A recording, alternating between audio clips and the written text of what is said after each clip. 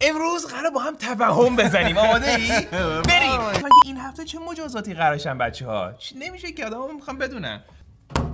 شهر چرا عسل توهمزا. این $250 آمریکایی.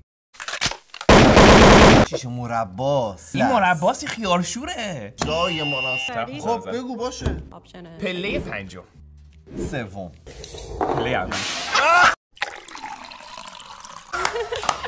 کاتب میبینی کوتاه‌تره. 7 3 لطفاً. خدایی 2 3 4 5 6 7.